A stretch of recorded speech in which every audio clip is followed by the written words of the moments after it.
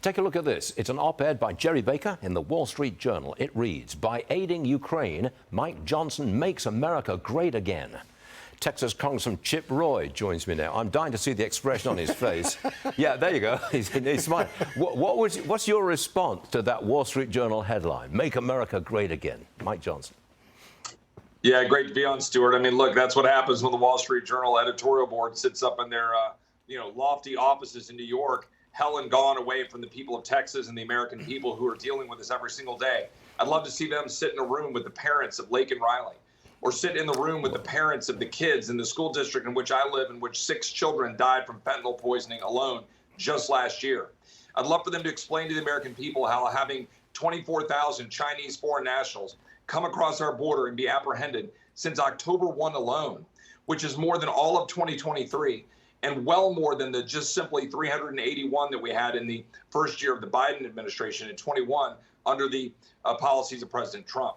Our border is under assault. Americans are suffering, and they have the audacity to say that it's making America great again by sending $95 billion of unpaid for money overseas while still funding, by the way, Hamas. Let's be very clear. All the people saying, oh, this is good for Israel, we're sending billions of dollars that can be used by Hamas. It was unacceptable. I disagree with the editorial board. It's not the first, and it won't be the last. So what did you win? I mean, you tried to delay this deal. That was unsuccessful. What did you win? Well, look, I think the American people now see very clearly what's going on. Let's be very clear. A majority of Republicans voted against this bill on Saturday. It's not some band of crazy people. A majority of Republicans voted no. Elise Stefanik voted against this bill. Let's be very clear. Let's remember that a majority of Republicans voted against the omnibus spending bill 2 weeks ago that funded our defense. The American people are now seeing laid bare that the Republican Party campaigns a big, using big rhetoric, saying they're going to secure the border. And then when push comes to shove, the speaker spends 6 months saying, hey, I'm going to secure the border. I will demand it on the back of Ukraine, and then walks away from that promise. My heart goes out to the people of Ukraine. I stand in solidarity with the people of Israel, but I'm not going to fund both sides of a war. I'm not going to spend $100 billion we don't have unpaid for to then walk away from securing the border of the United States. And that is what the speaker did, and that's what the editorial board is countenancing. One more for you.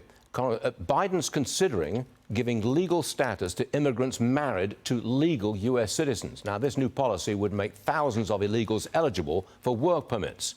Would you support that policy, Congressman? I mean, of course not. I mean, the president wants to act unilaterally constantly, like he did with student loans, like he's done on numerous fronts, including leaving our border wide open and exposed.